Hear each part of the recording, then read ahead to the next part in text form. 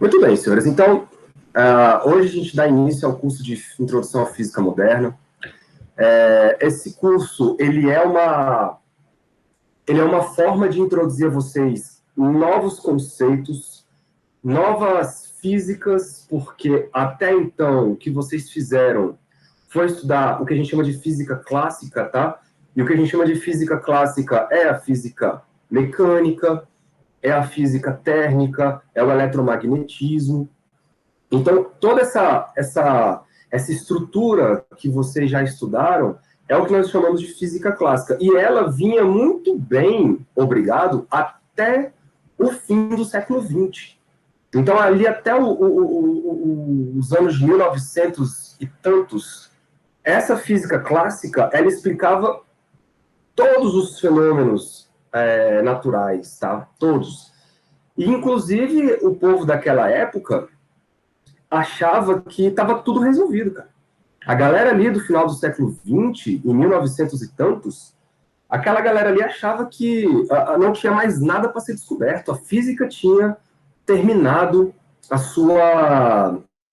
o seu propósito, o seu objetivo, porque a gente já conseguia tudo. E do ponto de vista deles, eles não estavam errados. Por quê?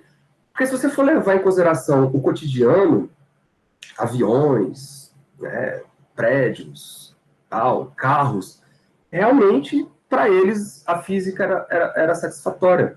Os caras já tinham a matemática pronta para conseguir fazer satélite, os caras já tinham a matemática pronta para fazer um bocado de coisa. Então, mesmo que eles não sabiam como fazer isso, né? Porque ali no final do século XX não tinha tecnologia para isso. Mas a matemática já estava pronta, é isso que eu quero dizer. A matemática já estava toda feita. Já era possível, com a matemática da época, fazer tudo do ponto de vista clássico. Só que aí existiam dois grandes problemas ainda. Existiam dois grandes problemas que eles não conseguiam explicar usando a física clássica. Quais eram esses dois problemas? O primeiro problema, que nós vamos começar com ele, é o problema do seguinte. Quando vocês estudaram lá o eletromagnetismo, o eletromagnetismo ele aparece quando você vai abrindo as contas das equações de Maxwell ali. As equações de Maxwell ela te leva a duas equações de onda. Uma equação de onda para o campo elétrico e uma equação de onda para o campo magnético, certo? Então, esses dois caras se propagam no espaço como uma onda. E aparece lá na equação de Maxwell um termo de velocidade. E essa velocidade é a velocidade de propagação da onda. Só que vocês sabem que velocidade é um conceito relativo, relativo a um referencial. Então, uma das perguntas ali seria, cara, essa velocidade aqui é velocidade em relação a quem? Em relação ao que a onda luminosa ela se propaga, ou a radiação eletromagnética se propaga. Esse 3 vezes 10 oitava é em relação a quê? E quando você aplicava, que nós vamos chamar de transformação de Galileu, que eu vou mostrar para vocês, aquilo não representava a realidade da física do eletromagnetismo. Então, existe um problema muito sério em você medir a velocidade da luz e usar a transformação de Galileu para a velocidade da luz. Cara, era um problema muito, muito, muito pesado. Que é isso que nós vamos começar, porque daí que nasceu a relatividade, beleza? O outro problema era o seguinte, existia a questão da radiação, que a galera chama radiação de corpo negro. Tá? Essa radiação de corpo negro, ela foi um problema por quê? Porque vamos colocar assim, por que quando você esquenta um metal, ou esquenta, por exemplo, uma churrasqueira elétrica, por que ela emite luz? Qual é a física que explica isso? Por que ela emite luz com aquela frequência específica? É a física que explica isso. A física clássica, a termodinâmica e o eletromagnetismo não conseguiam explicar. Então, no final do século XX, existiam esses dois grandes problemas. Mas as pessoas encaravam esses dois problemas como sendo coisinhas leves ali. O próprio, que vocês conhecem, o próprio Lord Kelvin, o cara da escala Kelvin de temperatura, ele chegou a falar o seguinte, cara, a física hoje ele é um céu aberto um céu azul aberto, existem apenas duas nuvenzinhas. Ele falou isso. No horizonte. Duas nuvenzinhas no horizonte. Uma nuvenzinha é a questão das equações de Maxwell não caberem com as transformações de Galileu. E a segunda coisinha é a radiação de corpo negro. Mas são duas nuvenzinhas. Mal ele sabia, galera, que a virada do século ia transformar essas duas nuvenzinhas numa tempestade, cara, para a física. Por quê? Porque já no início do século XXI, em 1905 ali, 1904, cara, a física já começou um turbilhão de coisas. Porque essas duas nuvenzinhas, elas trouxeram para a gente uma nova maneira de pensar a natureza, uma nova maneira de pensar a física, que é o que nós chamamos hoje de relatividade e física quântica. E isso, galera, é o que nós, como eu posso dizer, é o que é usado no nosso dia a dia moderno. Então, o seu celular, ele é através de física quântica, essas novas televisões aí com LEDs, um sistema de iluminação muito tecnológico, tem um pouco da física quântica envolvida. Essas lâmpadas aí que nós temos hoje, elas são com base na física quântica, e todo nosso sistema de rastreamento de satélite usa-se a relatividade, beleza? Então, impossível pensar o nosso dia a dia hoje sem a física quântica e sem a nossa relatividade. Beleza? Então, o curso de vocês hoje, o curso de vocês de Introdução à Física Moderna é basicamente isso.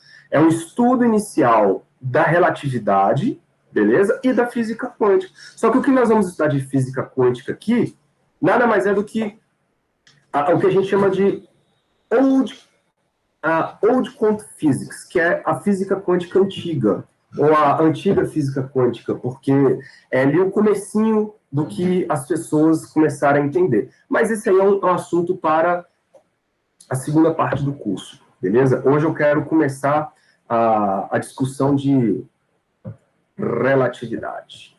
Então, vamos lá.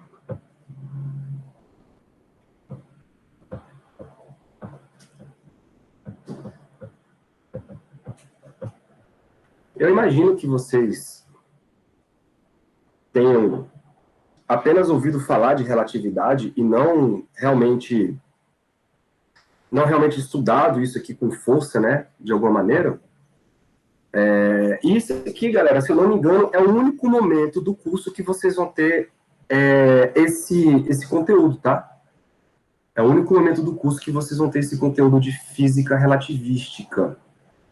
Tá bom? O que eu quero que vocês entendam é o seguinte, galera. Primeira coisa.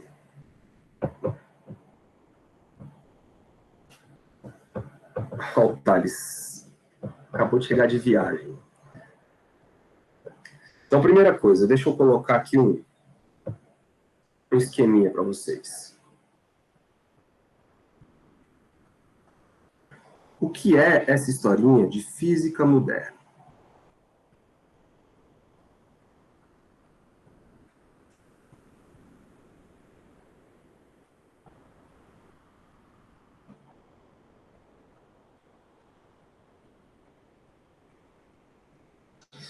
Essa física moderna, galera, ela abarca principalmente a questão que eu estava falando para vocês da relatividade, tá? Existem duas relatividades.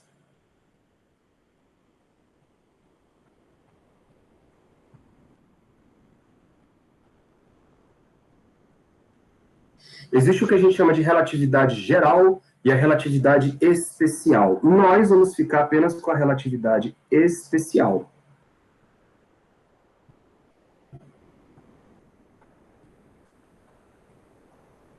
Ou também chamada de relatividade restrita.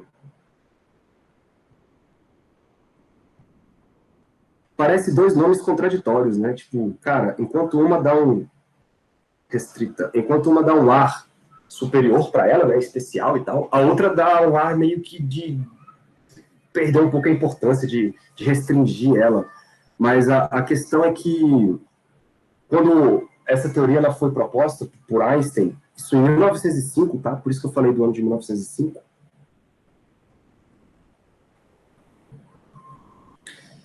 que também foi, eu vou nem botar a data, mas é porque foi o mesmo ano da física quântica, mais ou menos, ele considerou apenas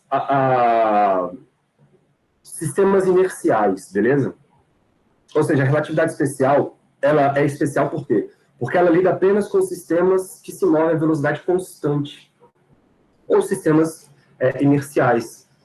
Quando ele, em 1916, cara, 11 anos depois, ele amplia isso para um contexto de referenciais acelerados, aí isso é chamado de relatividade geral, beleza? Relatividade geral. Porque quando ele mexe com sistemas acelerados, ele vai mexer com gravidade, beleza? E aí isso vai ter uma nova matemática, uma nova teoria, e ele teve que desenvolver uma matemática chamada matemática tensorial, beleza? Então, é um curso complicado, eu mesmo nunca fiz esse curso de relatividade geral, mas é um curso muito bonito, e ele está muito na moda hoje, por conta das observações das ondas gravitacionais.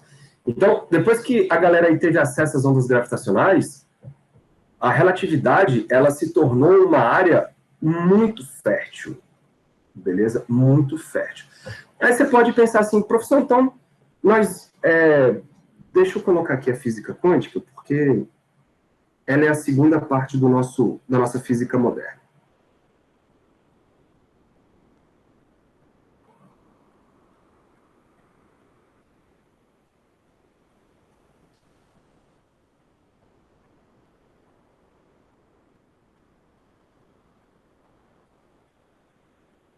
Aí você pode falar assim, professor, então as ideias do Einstein, as ideias da física quântica, elas negam a física clássica?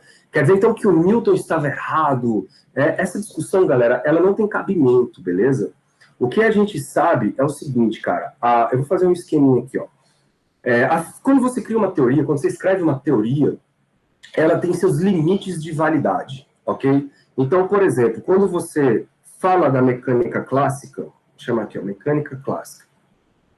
Essa mecânica clássica, ela descreve com perfeição e com exatidão tudo que nós enxergamos no nosso dia a dia, beleza? Quando alguém vai lançar um satélite para entrar em órbita, mecânica clássica que está em jogo. Olha o senhor Thales aí. Bem-vindo, senhor Thales. Quando você pega um carro e dirige, o que está em jogo? Mecânica clássica. Quando você pensa no avião, você projeta um avião, pensa assim, em mecânica clássica. Beleza? A mecânica clássica ela é usada, galera, para tudo que existe no nosso cotidiano. Tá bom? Por quê? Porque a mecânica clássica ela vai trabalhar com corpos que estão numa velocidade baixa e corpos muito grandes. Tudo que tem velocidade baixa e é grande, mecânica clássica dá conta. Ela dá conta. Então, ela é uma teoria perfeita para essa fronteira. Quando você começa a tentar usar mecânica clássica para, por exemplo, estudar coisas muito pequenininhas, aí você não consegue. Existe, então, uma outra teoria, que eu vou chamar de mecânica quântica, que vai ser uma nova teoria que consegue explicar o movimento dos corpos subatômicos, ou atômicos, né? Não é que uma está errada ou outra está certa, é que cada uma descreve um tipo de comportamento, sacou? Então, e outra, essas duas teorias, elas têm que comunicar na fronteira. Se você pegar a mecânica quântica e tomar o limite dessa teoria, quando as velocidades, ou quando os corpos vão ser grandes, ela tem que dar a mesma previsão que a mecânica clássica dá. E vice-versa. A mecânica clássica também. Então, dentro dos limites ali da fronteira, as duas teorias, elas têm que conversar. Elas têm que dar os mesmos resultados. Tá bom? E aí, galera, existe uma outra grande área, eu vou colocar aqui, ó, que é a relatividade. A relatividade. O que é a relatividade? É você trabalhar com corpos muito grandes e muito rápidos, e aí você está mexendo com essa fronteira aqui, ó, beleza? ou uns corpos muito pequenos e muito rápidos. Aí você está mexendo com a outra fronteira. Então, se você estiver trabalhando com a relatividade, o que é isso? É você estar pensando em corpos com a velocidade próxima à velocidade da luz. Se forem corpos subatômicos, aí você vai chamar isso de mecânica quântica relativística. Ou chamado também de teoria de campos, que é física de ponta, tá bom? Existem é uma área ainda muito aberta, a galera está fazendo muita pesquisa e tal. O próprio modelo padrão trabalha com essa área, física de partículas, beleza? É chamada de mecânica quântica relativística. E existe a mecânica quântica não relativística, que é essa que nós vamos estudar, né, num curso de graduação tradicional. E a mecânica clássica, quando ela liga com a relatividade, a gente chama apenas de relatividade especial. Tudo bem, galera? Então, o que vocês têm que ter na cabeça é essa noção de que não existe uma teoria só. O que o homem tentou muito ali nos anos... no final dos anos 90, os anos 2000, é a tal da grande unificação. É tentar juntar todas as teorias numa só. Só que isso ainda não é possível, não foi possível. Eu nem sei se isso será possível, porque talvez a natureza não seja, né, algo de uma unificação, ela talvez seja por partes. Enfim, isso aí é uma discussão um tanto quanto filosófica também. Aí você pode falar assim, professor, e a tal da teoria de cordas? Teoria de cordas. O que, galera? Outra coisa que é bom vocês terem em mente é o seguinte. Ninguém escreve uma teoria à toa, beleza? Então, a teoria relativística ela foi escrita para dar conta de uma determinada situação. A mecânica quântica ela foi desenvolvida também para dar conta de determinadas situações. E quando essas teorias elas começam a ter validade dentro de laboratório, elas começam a realmente virar uma teoria, porque antes disso elas são apenas hipóteses, beleza? A teoria, a relatividade e a mecânica quântica, elas batem perfeitamente dentro da natureza. A natureza se comporta assim. Então a gente consegue prever eventos usando essas teorias. A teoria de cordas, ela ainda não passou no teste. Por quê? Porque a teoria de cordas, ela veio para dar conta de tentar ali juntar a mecânica quântica e a gravitação, porque a gente ainda não consegue juntar as duas coisas, e só que ela traz consigo, além dela ser muito bonita, sofisticadamente, né, do ponto de vista matemático, ela traz consequências muito, muito estranhas, tá bom? Por exemplo, uma das consequências que a teoria de cordas traz é já de cara que você vive no mundo de 11 dimensões. Só que, para isso, você precisa enxergar as 11 dimensões, né? Você precisa provar que elas existem. Mas, para isso, você precisa ter acesso a um laboratório que nós ainda não temos acesso. Nós não temos acesso ao universo. A gente não tem acesso aos buracos negros, a gente não tem acesso às redondezas de uma estrela de nêutrons, a gente não tem acesso a esse laboratório. Então, isso quer dizer que nós não vamos conseguir comprovar se a teoria de cordas está certa ou não.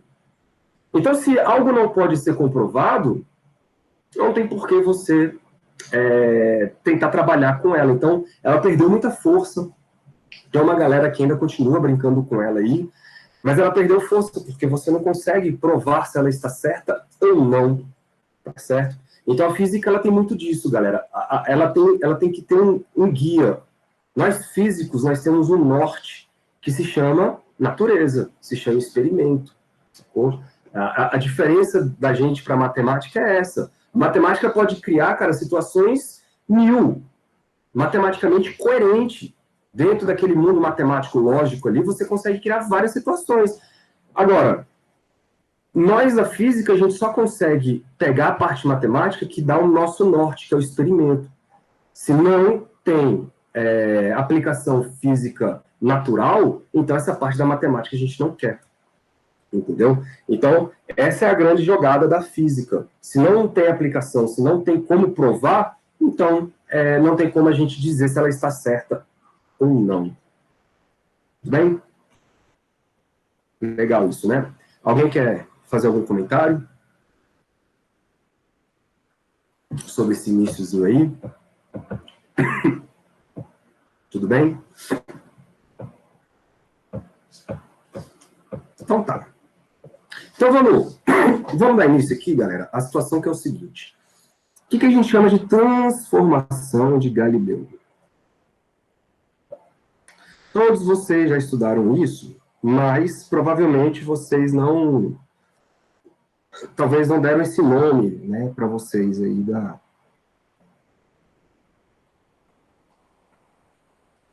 transformação. Então,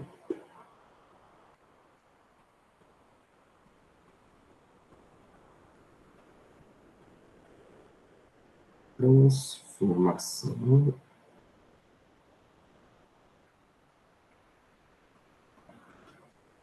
de Galileu.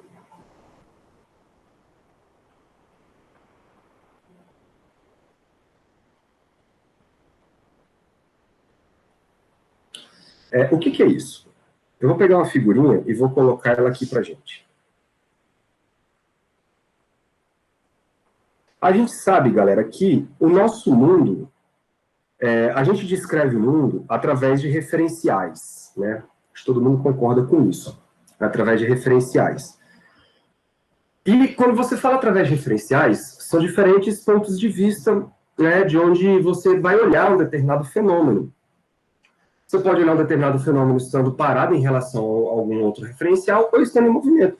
Isso vai te trazer observações diferentes. As trajetórias dos corpos podem ser diferentes, enfim, tudo isso faz diferença. Imagine, então, que nós temos dois referenciais aqui, ó.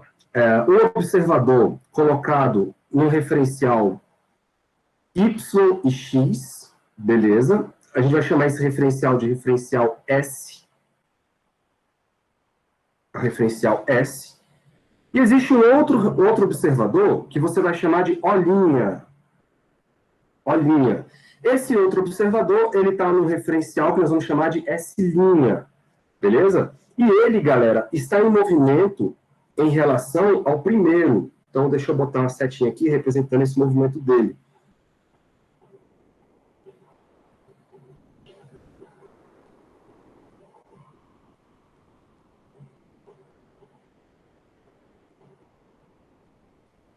Vou botar aqui, ó.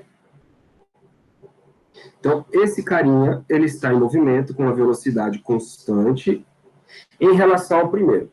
Pessoal, como é que é isso fisicamente falando? Cara, é você no chão parado, você seria um referencial S, e uma pessoa dentro de um carro em velocidade constante está no referencial S'.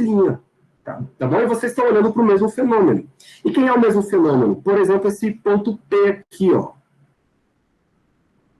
Tanto você quanto a pessoa que está dentro do carro estão olhando para o mesmo fenômeno. Professor, que fenômeno é esse? Cara, isso pode ser qualquer coisa, galera. Isso pode ser uma abelha voando, isso pode ser um avião voando, isso pode ser uma outra pessoa que está na mesma pista, ou um outro carro. Enfim, é algum evento que está acontecendo. Beleza? E como é que você relaciona essas duas coisas? Primeiro, a distância entre os dois referenciais, vamos supor que quando o tempo está zerado, os dois referenciais se coincidem. Ou seja, quando o tempo é igual a zero, tanto para o referencial S quanto para o referencial S', eles estão casados, no mesmo lugar, idêntico. Aí, depois que determinado tempo passa, é óbvio que o referencial S' se afastou de você. Pode crer, né? E se ele se afastou de você, ele teve uma distância sendo percorrida. E essa distância, galera, é só você multiplicar a velocidade vezes o tempo. Tá? Aqui na figura, ele chamou de U. Eu vou botar um V aqui, só para a gente poder falar a mesma língua, tá? Então, a gente sabe que o produto velocidade vezes o tempo corresponde à distância com que esse referencial se afastou de você. Isso vai me dar o seguinte.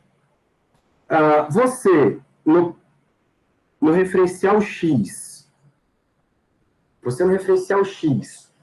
como é que você vai medir a posição desse evento P, ou desse ponto P?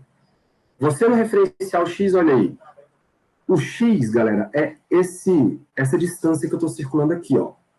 Vocês vão de concordar comigo que essa distância que você está medindo para o referencial X, ou seja, a coordenada do ponto P no eixo x, ela vai ser dada como sendo o x', que é o tanto que o cara do outro referencial está vendo, mais a distância VT. Isso fica claro no desenho, né, galera? Eu estou somando o x' mais essa parcela VT aqui embaixo. Ó. Tudo bem? Isso que vocês estão vendo aí, vocês já viram isso como equação do movimento uniforme. Tá? Mas é nada mais, nada menos do que você está olhando um objeto em ponto P a partir do seu referencial e relacionando a sua medida com a medida que o outro referencial está tendo. É óbvio que se você trocar de referencial, vamos supor que agora você está dentro do carro e você vai olhar para esse ponto P, é óbvio que você vai agora ter que trocar apenas a velocidade, né? Vê se faz sentido na cabeça de vocês.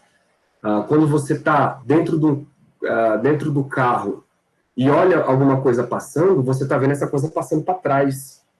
Né? Por quê? Porque você mudou o sentido da velocidade, porque você mudou o seu referencial. Tá bom? Uma coisa é você estar parado e ver um carro passando, outra coisa é alguém dentro do carro vendo você parado. Só que você não está parado em relação ao carro, você está em movimento em relação ao carro. E esse movimento é um movimento para trás. Faz sentido isso na cabeça de vocês? Tranquilo, né? Tá. Aí você fala, professor, como é que fica as outras coordenadas? Vamos supor que o movimento aconteça apenas no eixo X, para facilitar a nossa vida. Então, o Y que você está medindo tem que ser o mesmo Y que o outro cara está medindo. Vou chamar de Y'. Tá bom? Ó, o seu Y é esse e o Y' é esse. Ambos estão medindo a mesma coordenada Y. Se por acaso existir uma coordenada Z, a mesma coisa. Por quê? Porque o movimento acontece apenas no eixo X. E aí tem uma parada aqui que é o seguinte, cara. Nada levava as pessoas... Isso aqui tudo foi feito lá no século XVII, tá? Nada levava as pessoas, principalmente o Galileu, a crer que o tempo registrado por um referencial fosse diferente do tempo registrado no outro referencial. Então, eu vou chamar aqui o tempo medido por você no referencial S coincide com o tempo medido no referencial S'.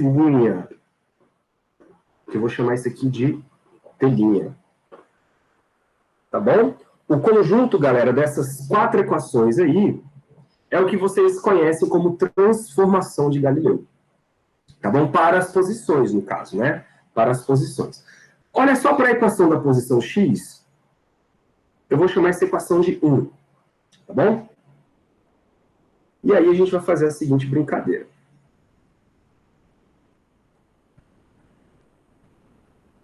Vamos pegar essa equação 1 e vamos derivar ela em relação ao tempo. Tá lá, derivando.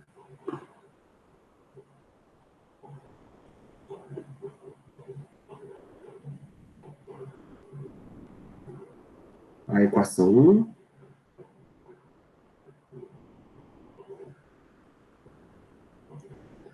Em relação ao tempo, tá?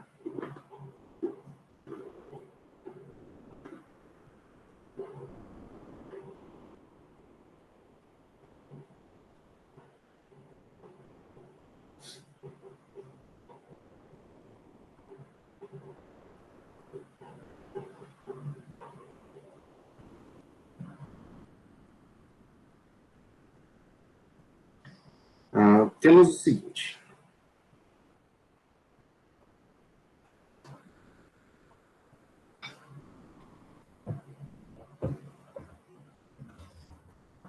Então, o que vai acontecer, galera? Se eu derivar lá a equação, vai ficar assim, ó, uma derivada em relação ao tempo do x. Isso vai ser igual a uma derivada em relação ao tempo do x',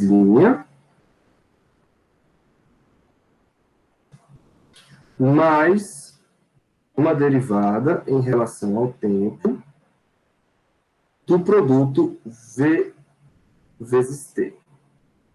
todo mundo acompanhou o que eu fiz, né? Eu peguei a equação 1 e derivei cada um dos pedacinhos ali em relação ao tempo. Quando você derivar em relação ao tempo, galera, vai aparecer o seguinte, olha aí. Quem é a derivada de x em relação ao tempo? Isso nada mais é do que a velocidade. Eu vou chamar de Vx. Beleza? Velocidade no eixo x. Se você derivar o x', é uma velocidade também. Então, vai ficar Vx', ok? Mais, olha o terceiro termo. O V é a velocidade entre os dois referenciais. E é constante. Então, isso sai para fora da derivada. E a derivada do tempo em relação ao tempo é 1. Então, fica assim, ó. Vx é igual a Vx' mais V. Vamos entender o que é cada um desses caras aí? Primeiro, quem é esse bichinho aqui, ó? Esse cara aqui nada mais é do que a velocidade. Vamos botar assim, ó. Velocidade relativa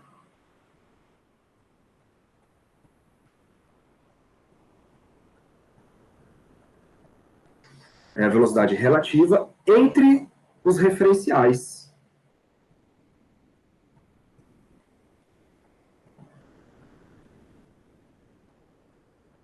Entre os referenciais.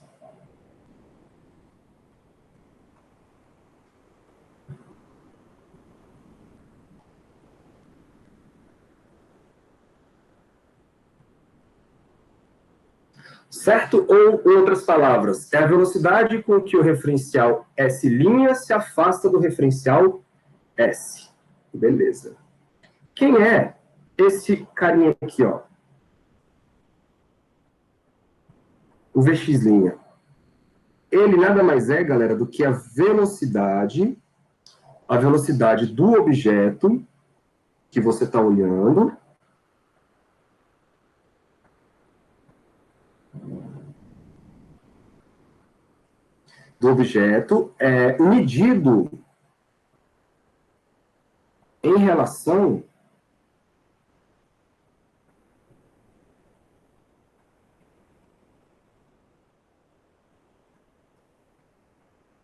medido em relação ao referencial S'. Né? Então, a pessoa que está dentro do carro está medindo a velocidade do objeto P como sendo V'. E a pessoa que está fora do carro, está parada na estrada, ela está medindo uma outra velocidade. Então, ela está medindo a velocidade do objeto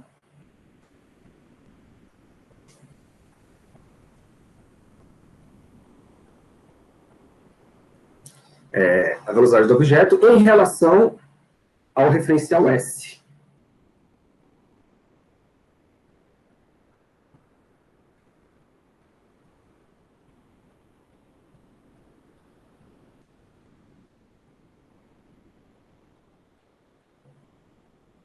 Sem a linha. Sem a linha. Tranquilo até aí? Isso é o que nós chamamos de transformação de Galileu para as velocidades. Vou colocar aqui, ó, entre parênteses. Vou botar certo aqui. Para fixar na cabeça de vocês que isto é a transformação de Galileu. Meu Deus.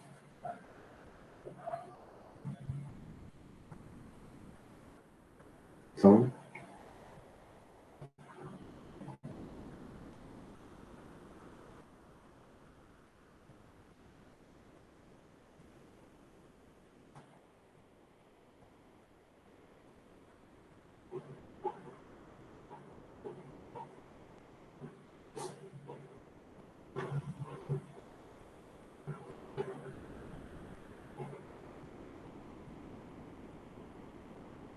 será que cabe aqui? Acho que cabe.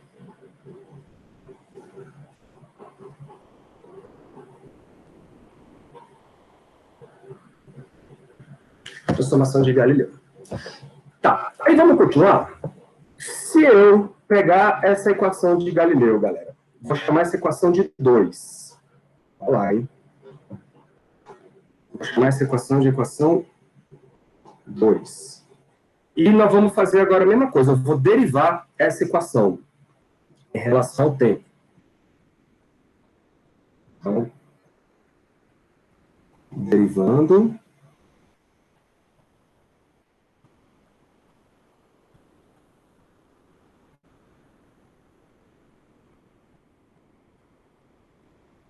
Derivando 2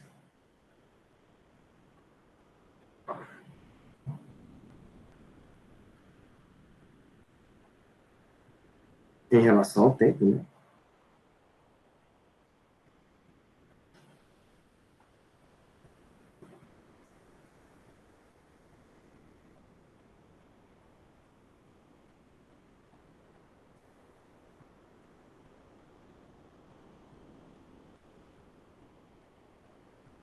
O que vai aparecer, galera? A primeira parte, então, o que eu fiz aqui, senhor? Apertei o botão de volume. Então, ó, se eu derivar aqui a primeira parte, vai ficar ddt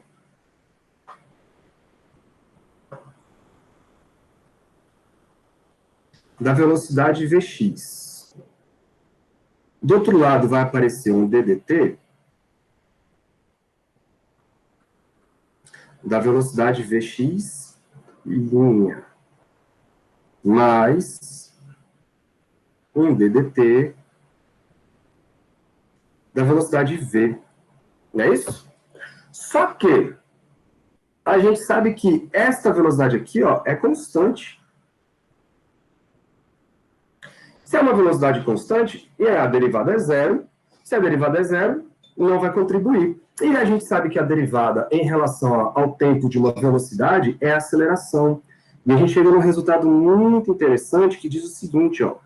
A aceleração do bichinho medido no referencial S coincide com a aceleração do bichinho medido no referencial S'. Ora, e o que isso tem de mais? Cara, se a aceleração coincide, galera, é porque uma das leis de Newton coincide. Né? Então, logo... Opa.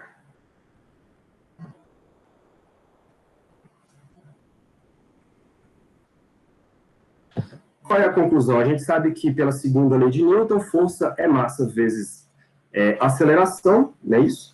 E aí a gente chega na conclusão do seguinte: a força medida no eixo x para o referencial S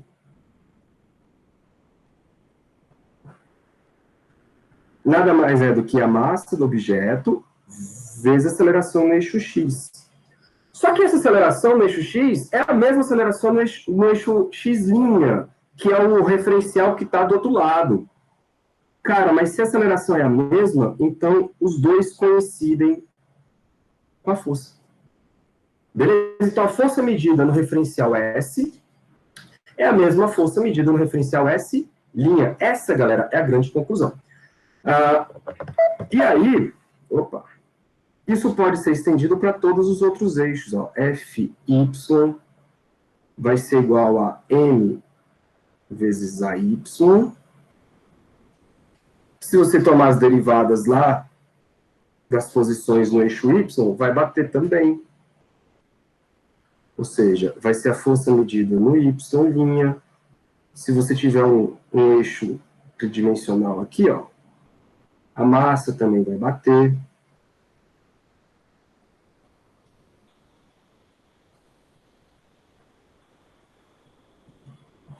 Certo? Em outras palavras, vou escrever aqui para os senhores, ó, que essa conclusão ela é extremamente importante. As leis de Newton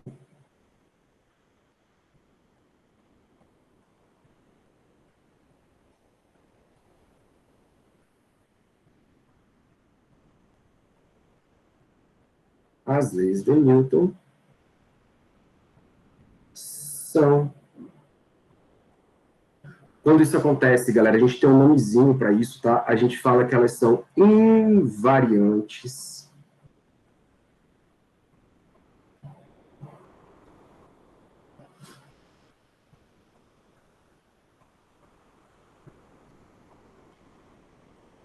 Elas são invariantes sob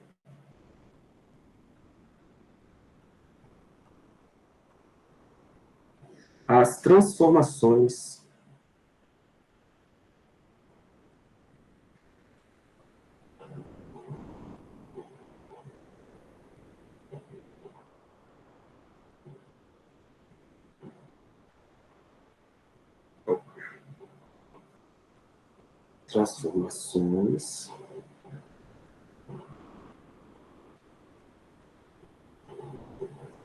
do senhor Galileu.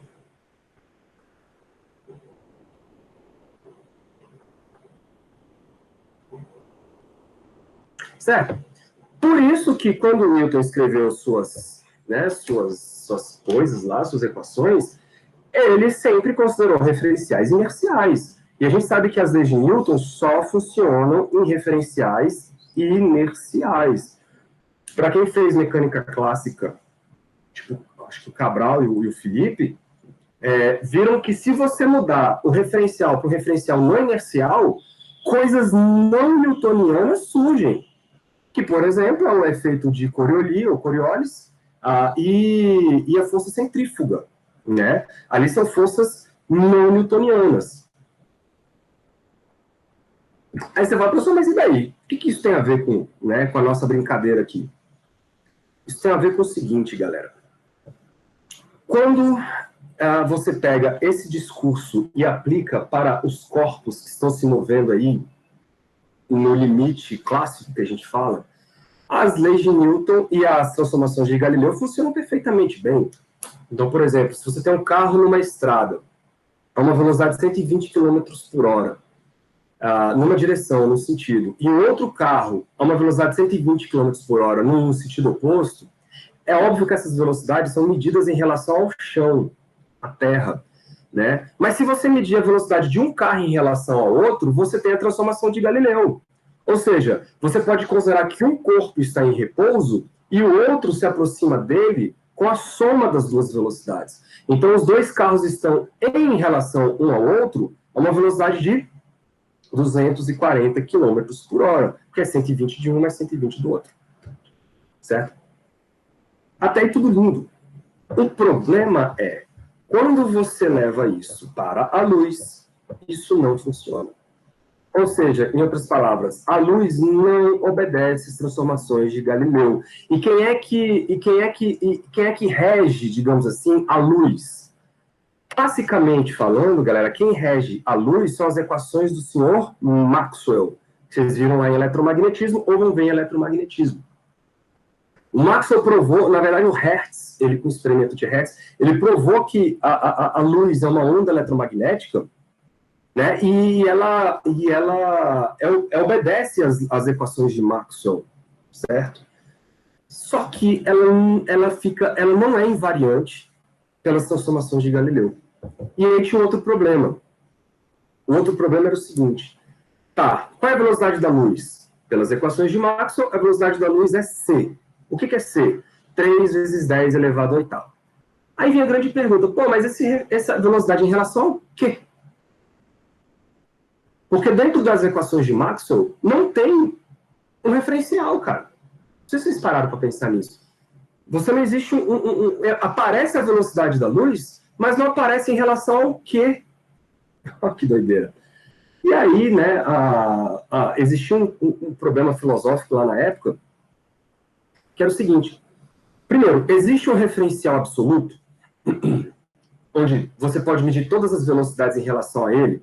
Então, a Terra se move em relação a esse referencial absoluto. O Sol se move em relação a esse referencial absoluto. E eu posso tomar esse referencial absoluto como sendo um referencial, o melhor referencial possível para adotar velocidades.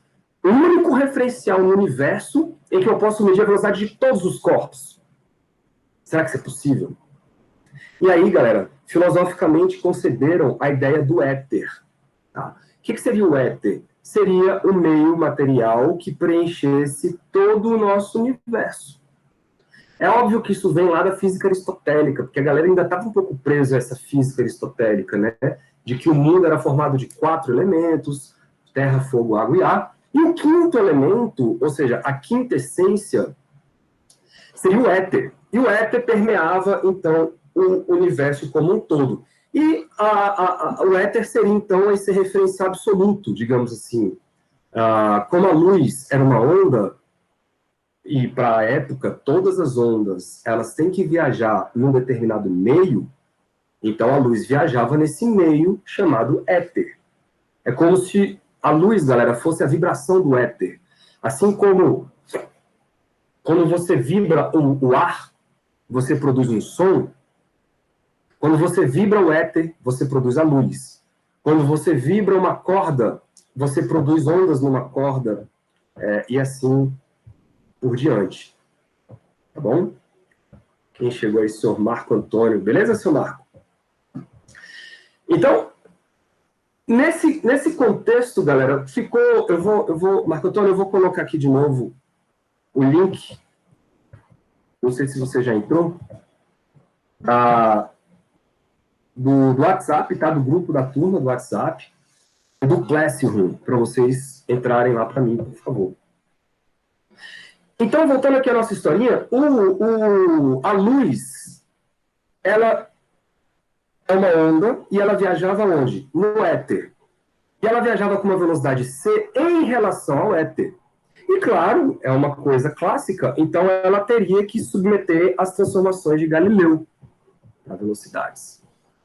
Aí uma pergunta que foi feita na época era o seguinte, tá, e qual é a nossa velocidade? Ou seja, qual é a velocidade com que o planeta Terra se move em relação a esse éter? Essa é a pergunta. E para conseguir responder essa pergunta, ou seja, para conseguir medir a velocidade com que nós viajamos em relação ao éter, foi proposto um experimento. Na verdade, vários experimentos, né? Foi proposto um experimento, e esse experimento ficou muito famoso, galera. É o que a gente chama de experimento de Michelson-Morley. Eu vou escrever aqui o nome dos caras. Então,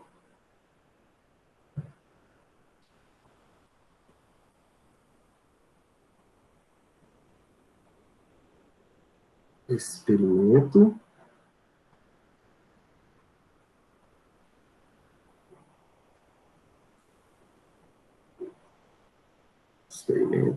de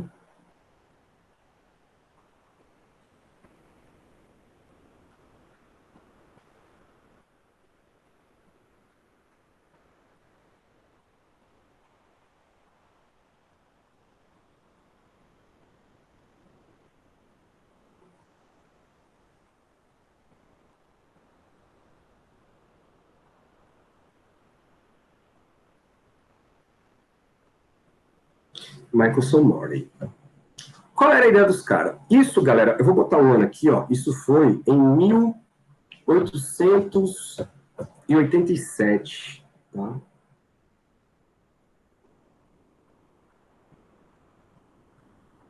Em 1887. O que os caras fizeram?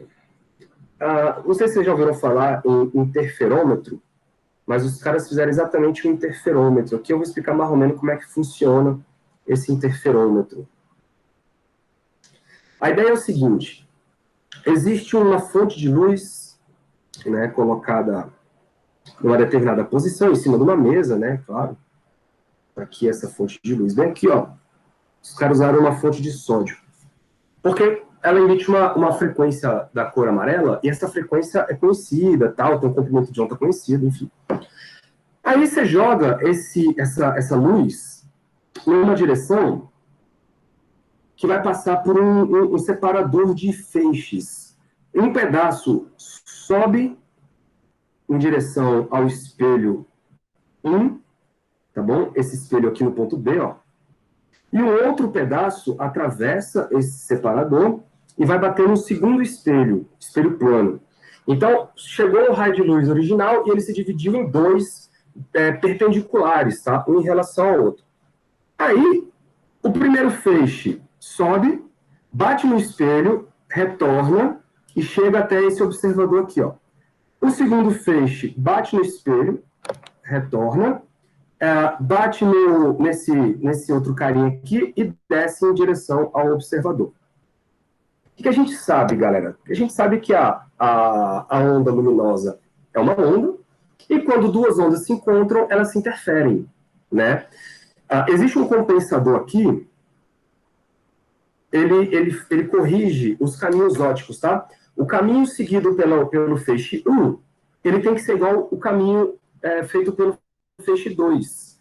De maneira que, por exemplo, no primeiro percurso ali, ó, cabe, sei lá, 1 milhão de comprimentos de ondas da luz amarela. O outro caminho também tem que caber 1 milhão de comprimentos de onda da luz amarela. Os caminhos serem opticamente iguais. Beleza? Essa é a ideia. A gente sabe que se os caminhos forem opticamente iguais, quando as ondas se encontrarem, vai casar crista com crista. E vale com vale. Então, nós vamos ter uma interferência construtiva. Ok? Interferência construtiva vai nos dar, então, uma luz ali, uma franja clara, que a gente chama, né? E aí você vai fazendo essa coisa e mudando, por exemplo, vocês estão vendo que o espelho 2, ele pode ser rodado, né? E quando você roda ele um pouquinho que seja, cara, você cria uma diferença de fase. Isso faz com que você tenha interferência construtiva, destrutiva, e aí vai gerar o que a gente chama de franjas. Essas aqui são as franjas que eles esperavam encontrar no experimento. Tudo bem? Aí você fala, professor, mas e daí? Como é que isso mede a velocidade da Terra? Ah, garoto. O grande lance é que nós estamos viajando no éter. Imagina você em cima de um barco, ok? Viajando numa lagoa de águas paradas, por exemplo. Quando você está num barco e viaja em cima de uma lagoa de águas paradas, você está viajando em cima de um meio material. Você concorda comigo que se você pegar, vamos supor, um barquinho motorizado e colocar na água e jogar ele para frente, ele vai ser freado pelas águas? Porque você está indo em direção às águas. Você está viajando em cima das águas. Isso quer dizer que a água viaja para trás em relação a você. Então existe uma velocidade de arraste ali entre você e a água. De maneira que se você pegar uma pedra e jogar para frente, a pedra vai encontrar a água vindo em direção a ela. Faz sentido? Não faz? Esse é o grande esquema. O éter, ele viaja, olha aqui, ó, nessa velocidade em relação a gente. Por quê? Porque nós estamos indo para um lado e, obviamente, o éter está sendo arrastado para o outro lado. Isso quer dizer, então, que se eu jogar a luz numa direção contra o éter, de acordo com a transformação de Galileu, eu vou ter uma velocidade da luz modificada. Aí, né? Da mesma maneira que se eu jogar o feixe de luz perpendicular a essa velocidade do éter, eu também vou ter uma velocidade modificada. Então, fazendo esse experimento, a galera queria medir a velocidade com que a gente viajava em relação ao éter. Tudo bem? E aí ficou mais ou menos assim, galera. Ó, o caminho número 1, eu vou separar aqui, tá? O caminho número 1 é o caminho onde o feixe de luz é jogado para cima. Vou chamar de caminho número 1. Deixa eu ver se eu tenho um desenhozinho aqui.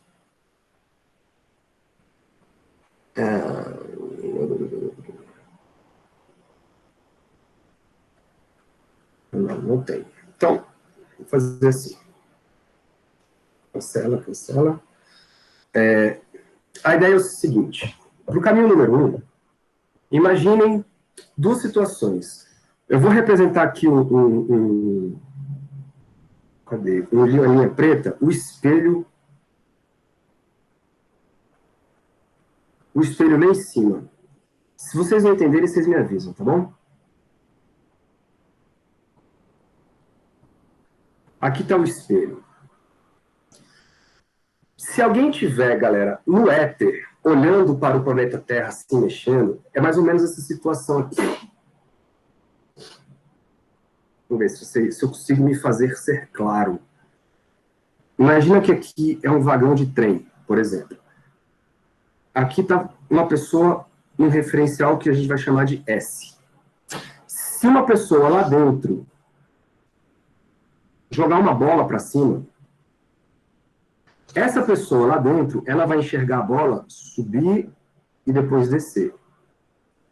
Só que para quem está do lado de fora, olhando o vagão se movimentando, vai enxergar uma espécie de uma parábola, não é isso? Porque vai cair na mão da pessoa quando ela estiver lá na frente. Então são trajetórias diferentes vistas por observadores diferentes. Quem está do lado de fora do vagão vai ver a bolinha em forma de parábola. Quem está dentro do vagão vai observar a bolinha subir e descer. Beleza? Então, olha o que está acontecendo aqui. Eu vou ter uma velocidade. Deixa eu colocar uma seta. Uma seta não, só uma retinha. Eu vou ter uma velocidade da luz viajando assim.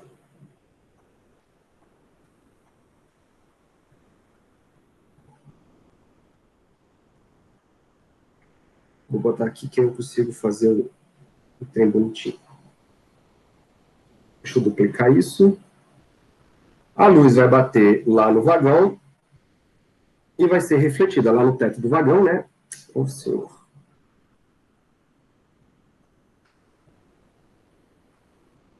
E ela vai ser refletida. Deixa eu colocar certinho aqui.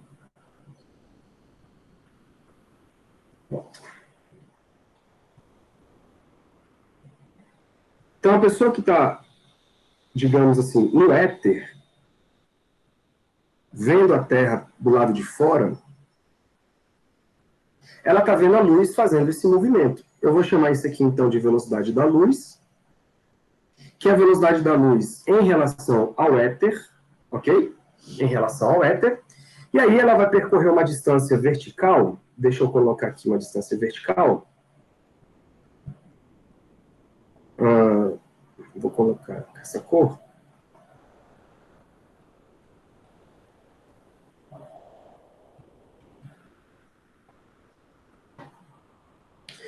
Que eu vou chamar de L.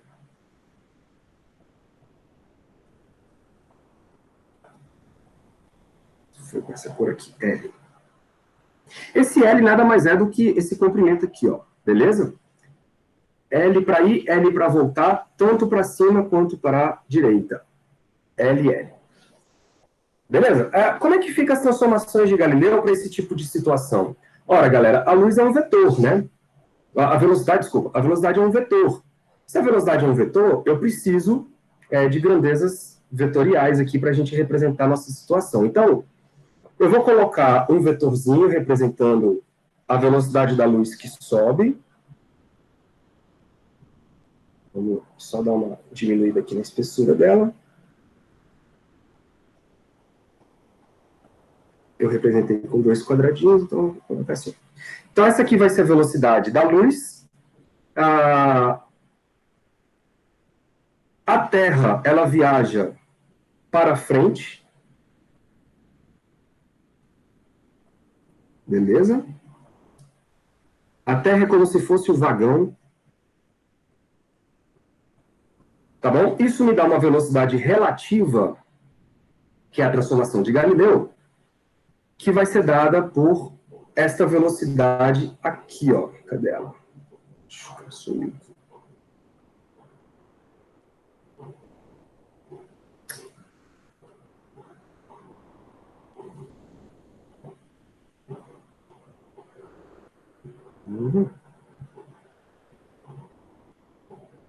Deixa eu fazer de novo.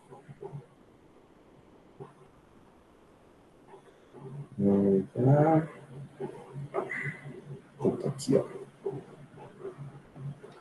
Ou seja, a velocidade da luz, galera, para quem está dentro do vagão vai ser essa velocidade aqui para cima. Vamos colocar, então, as coisas. Ó, aqui vai ser C, é a velocidade da luz em relação ao éter. Aqui vai ser V, é a velocidade da Terra ou do vagão em relação ao éter, V. E eu vou chamar isso aqui de C', ok? Que vai ser a velocidade da luz em relação a quem está dentro do vagão. A pessoa está vendo a luz bater e voltar. Isso na ida, né? Só que na volta vai dar a mesma coisa. Vai dar a mesma coisa. A diferença... Professor, Fala, filho. esse C aí, sem ser o selinho, ele é como se eu estivesse fora da Terra? Isso. É você olhando de fora. Tá. Exatamente isso. Deixa eu ver se eu consigo copiar esse aqui e duplicar ele.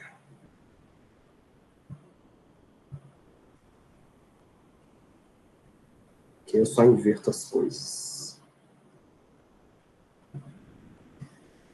O caminho de volta da luz, ela vai ser dada assim, né? Deixa eu ver se a gente consegue fazer. Poxa.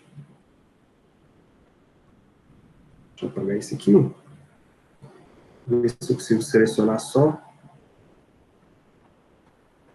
esse.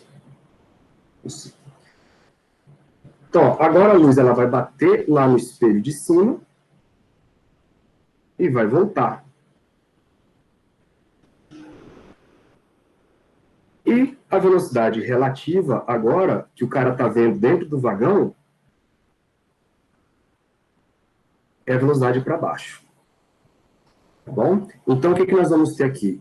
A velocidade com que a Terra se mexe. Por que ele está fazendo isso?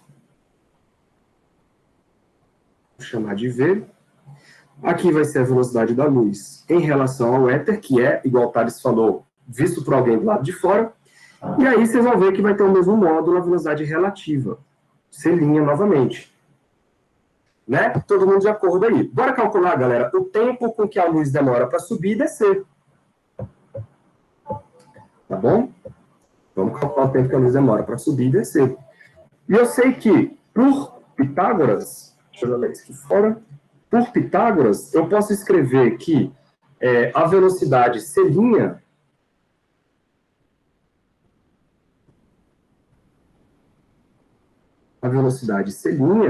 nada mais é do que quem? Do que a raiz quadration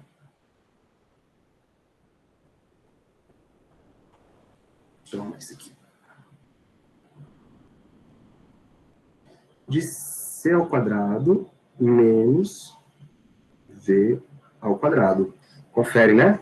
Se a gente voltar lá, ó, triângulo retângulo, o C é a hipotenusa, e aí se você fizer teorema de Pitágoras, você encontra essa velocidade por selinha. Tudo bem até aí, galera? Tá. Quem é, então, o tempo de ida e volta da nossa luz? Vou chamar de delta T1. Isso nada mais é do que... Lembra que a velocidade é a distância dividido pelo tempo, correto? Se a velocidade é a distância dividido pelo tempo, o tempo é a distância dividido pela velocidade. Então, o caminho de ida vai ser o comprimento L sobre a velocidade C', e a volta vai ser L sobre C' de novo. Beleza? Vamos fazer essa conta rapidinho aqui, ó. De forma que delta T1 vai ser igual a 2 vezes L sobre C'.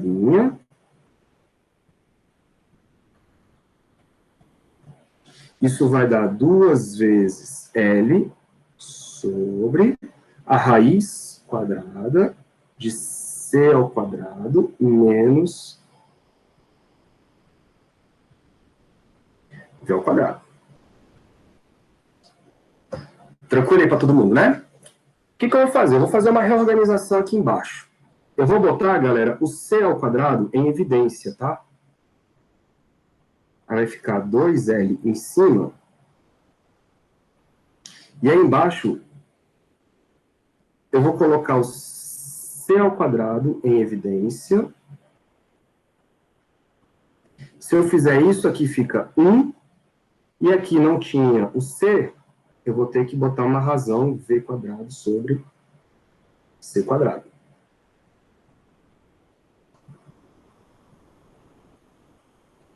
Tranquilo aí que eu fiz? Só botei o C quadrado em evidência. Tem um espaço aqui ainda, beleza. Bom, se eu tirar, então, esse C quadrado da raiz, ele fica assim, ó. Delta T1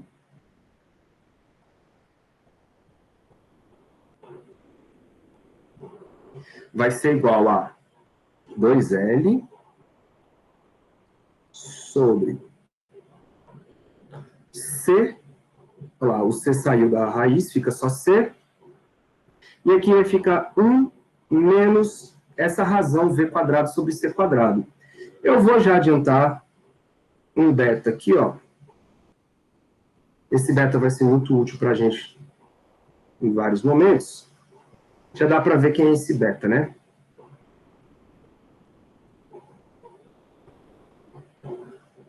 Esse beta, galera, é a razão entre as duas velocidades.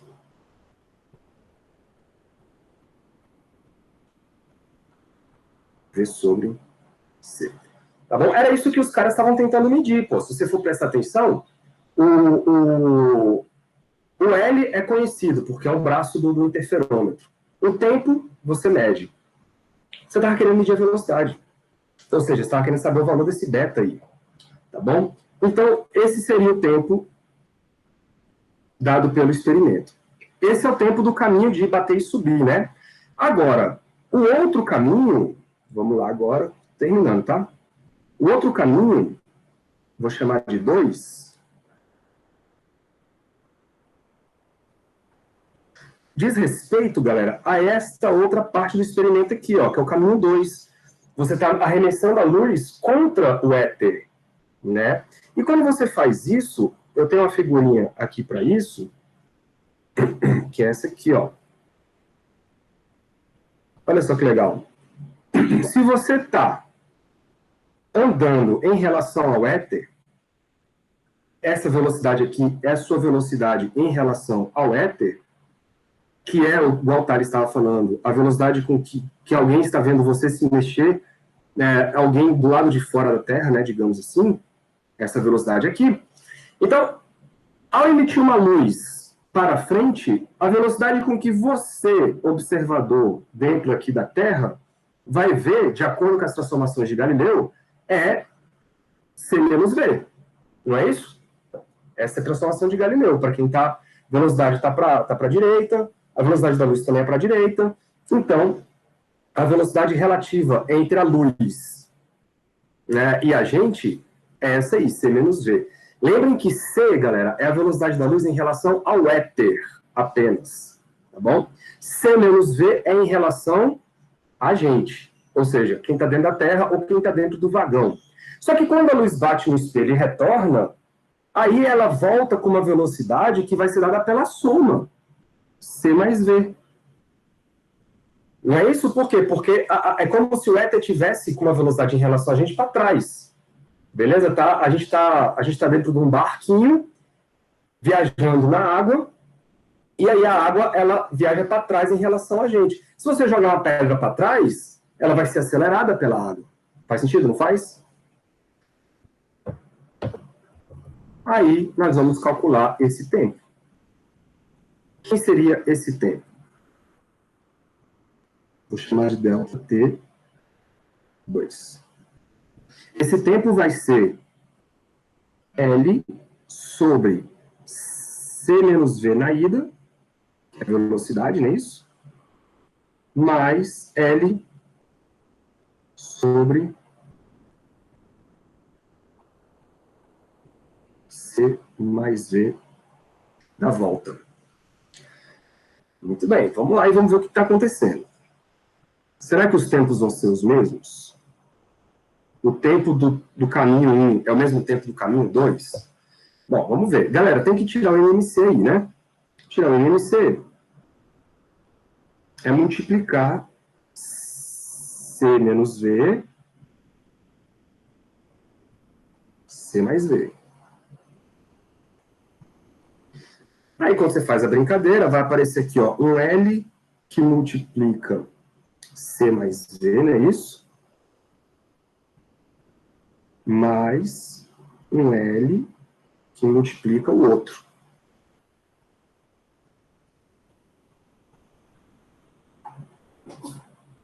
C menos V. Bom, faz o chuveirinho aí em cima. Vai ficar assim, ó, delta T2 é igual. Galera, vai mudar só isso aqui, né? Ó, L vezes V positivo, L vezes V negativo. Vai cortar um com o outro. Então, vai aparecer aqui um 2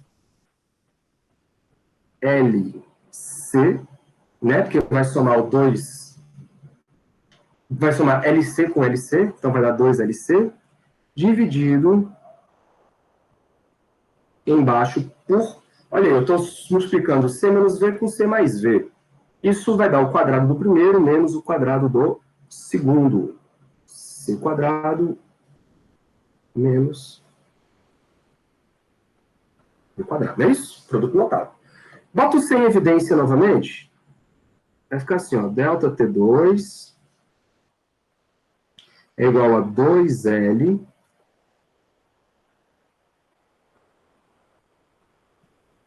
C sobre... Ah, vou botar aqui, ó, C ao quadrado em evidência. E aí ficou 1 menos o beta de novo, lembra? Ao quadrado. Se eu cortar esse C quadrado com o C lá em cima, a gente chega no tempo T2 assim, ó, delta T2 é igual a 2L dividido por 1 menos beta ao quadrado.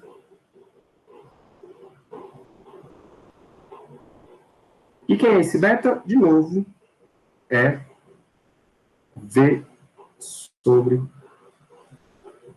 C. E aí a nossa pergunta, galera, de acordo com os resultados que a gente chegou. Opa. Os tempos são os mesmos? Deixa eu fechar aqui um pouquinho. Os tempos são os mesmos? Aqui ficou faltando... Oi? Não tá faltando um C aí embaixo, não? Aqui? É. Ficou. E eu acabei de ver que ficou faltando também, sabe o que aqui, ó? Uma raiz, ó.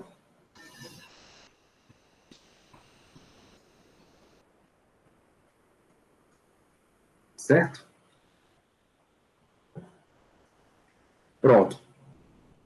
Então, vocês estão vendo, galera, que não é igual. Então, olha só, o que está acontecendo? De acordo com as transformações de Galileu, com a física que se tinha na época, o tempo medido pela luz seguindo um caminho vai ter que dar diferente do tempo seguindo pelo outro caminho. Né? E, olhando aí, qual vocês acham que é maior? O tempo 1 ou o tempo 2? O tempo 2. O tempo? O tempo 2, porque não tem a raiz ali embaixo. Então, quando você tira a raiz de um número, o que acontece? Diminui. Ele diminui. Se você diminui o número e está no denominador, o que acontece com tudo? Aumenta. Aumenta. Então, o tempo 2 é maior. Muito bem. Se o tempo 2 é maior... só que aí tem outro problema, tá, Antoine? Eu acho que foi você que falou, né? Esse beta aí, ele é um valor... Bom, não se sabia ainda, né? Mas esse beta aí, ele é um valor menor do que 1, por conta da velocidade. Mas vamos supor que a gente não sabe disso. Vamos ficar com a ideia de que os tempos são diferentes. Só que quando os caras fizeram esse experimento, galera, e repetiram, e rodaram os braços 90 graus para mudar a ideia, os caras não encontraram diferença nenhuma. Experimentalmente, com a precisão do experimento, não deu diferença entre os tempos. Não deu. Então, eu vou escrever assim, ó. Portanto,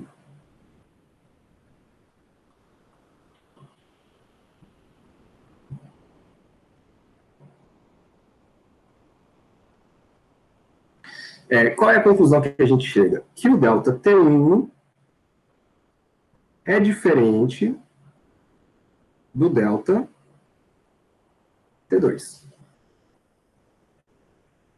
Diferente. Tá? Só que, porém,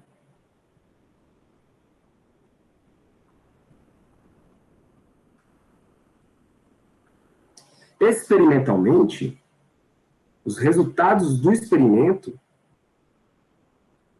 e depois isso foi feito, galera, nos anos 90, viu? Se eu não me engano. Foi refeito com mais precisão e tal, e não mudou o resultado ficou o mesmo. Experimentalmente, vou pegar esse e-mail fora.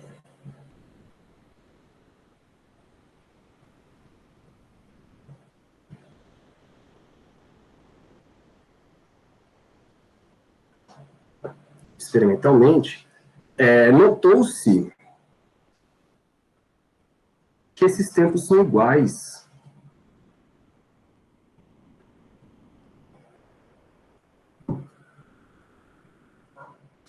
Então, delta T1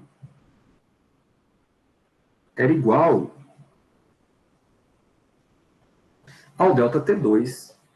E aí, bicho, isso foi uma confusão, galera. Por quê? Porque, primeiro, será que o experimento está errado? Porque eles não queriam. Imagina, velho. Qual era a ideia dos caras? Os caras eram medir a velocidade com que a gente viaja em relação ao éter. Essa era a lógica do experimento. Só que o experimento veio e os caras viram que o tempo era o mesmo, num caminho ou no outro. O que isso quer dizer? Isso quer dizer que, se os tempos são os mesmos, percebam, a velocidade com que a luz viaja o caminho 1 tem que ser o mesmo tempo que a luz viaja no caminho 2. Para os tempos darem igual, só tem essa conclusão, né? Mas se a luz viaja igual nos dois trechos, então não existe uma matéria chamada éter, que ou acelere ou diminua a velocidade da luz. E aí, galera, depois de muita discussão, muito embate filosófico, eles tiveram que abandonar o conceito de éter, tá bom? O éter deixou de ser uma teoria válida. Esse experimento e outros foram feitos e, cara, derrubou o conceito de éter. E viram que as transformações de Galileu, elas não podem ser aplicadas para a luz, para a teoria eletromagnética. E isso virou um problema, né? Aquele problema que eu falei do final do século XX. Vocês viram que esse experimento foi feito em 1887, né? Já o final do século XX ali. Então ficou essa discussão no ar durante 8 anos. Somente em 1905, o Einstein veio com a história dos postulados sobre a luz que resolveu esse problema todo. Então, deixa eu escrever aqui o que aconteceu, que isso aqui é importante vocês terem registrado. Então, o que aconteceu? A experiência, galera, mostrou que o conceito de éter, eu vou resumir aqui, ó, o conceito do éter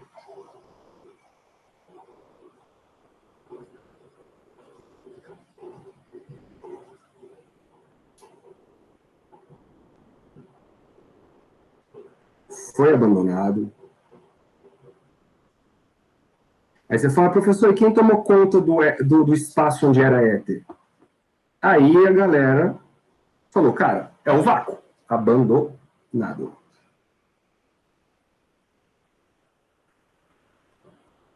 Então, o que antes era chamado de éter, passou a ser chamado de vácuo, ou seja, ausência de matéria, porque senão ia frear a luz, né, se tivesse matéria. Ou acelerar a luz, dependendo do... E a segunda conclusão foi o quê? As transformações de Galileu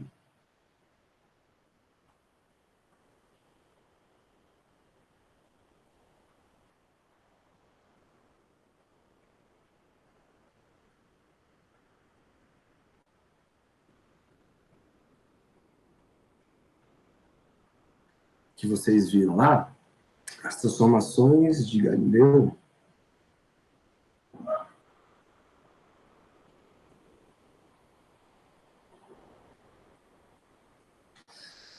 não podiam não podiam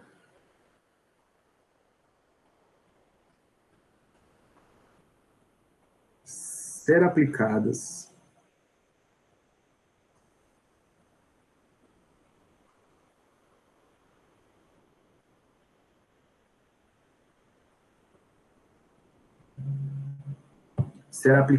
na teoria eletromagnética.